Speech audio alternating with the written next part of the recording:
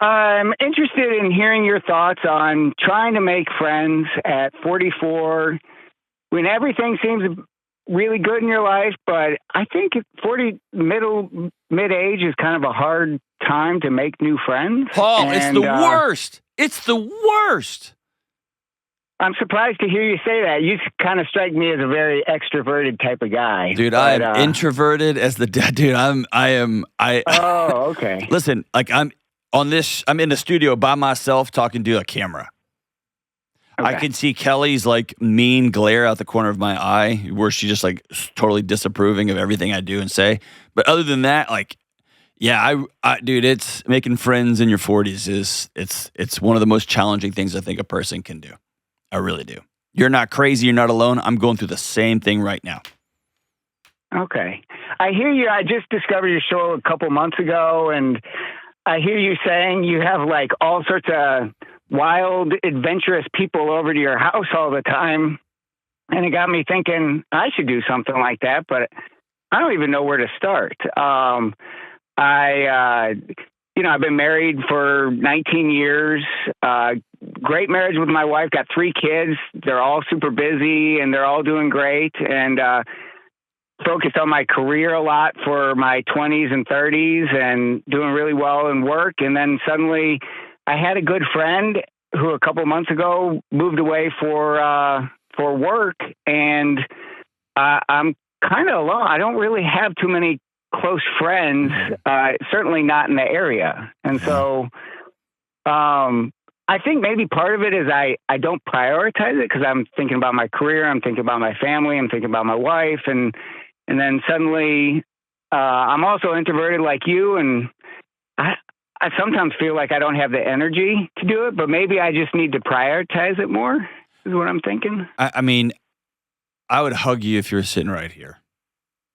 You are so far ahead of where I would say 95% of mid 40-year-old men are right now.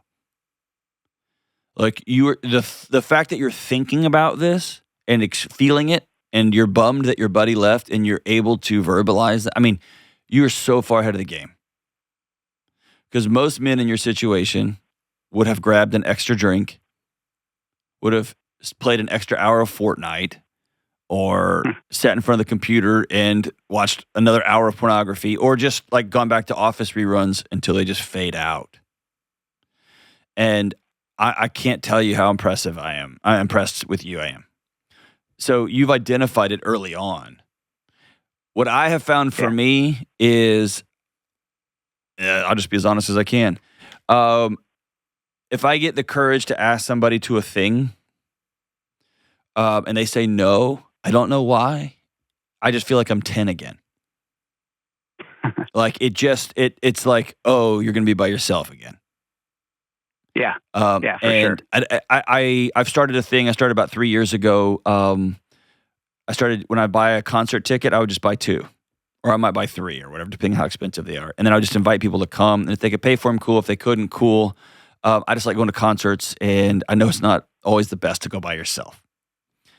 And the other night I had an extra ticket, and I was calling around, and nobody could come. And by the way, it was an insane band, right? Like nobody in their right mind would want to go to this show. And it was like 2 days out, and it was late. It was like a weekday. So I have to get up and go to work tomorrow. But still, I just have this weird thing. I take it personal. So here's the only way I figured out is creating a context. So I would recommend you and your wife having a once a month or once every 2 weeks. Once every 2 weeks is probably a lot, but once a month, we have a potluck over at Paul's. And dude, we do that with Easter. We do that with some holidays. We do that kind of randomly. And I invite everybody. And when I invite 40 people and 10 of them come, I don't feel bad. I think it's pretty amazing. Yeah. But I invite like my amazing Kate, my tattoo artist, and her family came. I've got songwriters, like low-key songwriters, and college administrators and marketing people and like lawn care guy. Like they're just random people at the house. They all vote all over the place. We even have this. I always set up the guest room. And I make a big announcement. If you're here and you don't want to be here and you just want to go to bed, you can go up to the guest room. I've made the bed up and you can go to sleep. Just go shut the door and go to bed. right? Like, here's the TV is on with video games. There's stuff going on outside. And so we have a random assortment of people over at any given time. My 8-year-old was like, hey, it'd be fun, a dog birthday. And I was like, no, we're not those people. But my wife threw a dog birthday and had random people over. And so it's finding ridiculous things to gather around a table. And I'll just tell you this, man, there's not an easy way to do it. You just got to go first and you got to be weird. Yeah. Okay. But you so setting anybody in our life, like parents of other kids on my kids' sports teams and people I know from work and people from church. It's a great place to start. Great place to start is right there. Okay. Great place to start is there's 4 or 5 people. A couple of my closest friends I met when my son was in 5th grade, and we had just moved to a new town here in Nashville. We moved outside to another city, like a rural town, and my son's coach, his name was David, was just a great guy, just a hospitable guy. Our lives are very, very different. He's a veteran who works in IT. He's an amazing guy, and his wife became one of our close friends. Like, they just became cool. But yeah, that was a great place. And with that community, we've found a few more friends, and so it's become a fun group. We don't have a lot in common professionally, but it's been a blast. Yeah. But no, I can't tell you how proud of you I am, man. Good for you. Thanks. And your wife, is she introverted too? So part of the struggle we have is it's kind of draining for both of us to have like a lot of people over. But I mean, you just sort of say, hey, we need to do this because, we want to have friends. We want to have a network of people that we can call on when times are good and times are hard, right? That's kind of what you're looking for. Yeah, I want somebody just I can laugh with. Life's too short. Or somebody I can see a couple of weeks later and be like, yeah, you remember when? Or that was awesome that one time, right? It just becomes, it's just doing life with. My wife she's more introverted than me, but where she excels is she's really, she took on about 10 or 15 years ago the idea of hospitality as a spiritual practice. Yeah, sure. And it became like both of our default setting is just to be alone.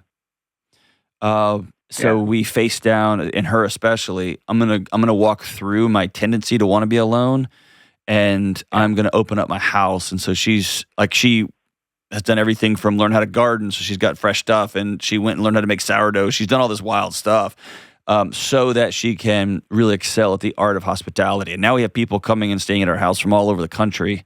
If they need 2 days just to reset their marriage or whatever, but that's all her. Yeah. Just creating a quiet, safe place for people to come. But here's the thing: she has become the master at the one-on-one. Like she goes and has lunches with one person, and she's got some deep, rich friendships that, quite frankly, I'm jealous of. But here's the thing: everybody does it differently. There's not a right or wrong way. Yeah. Well, being introverted, doing the one-on-one thing is a lot less,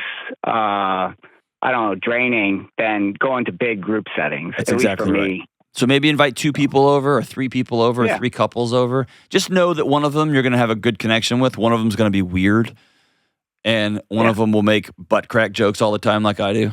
It'll be fine. Sure. So okay. I'm all in for you, brother. I'm proud of you, dude.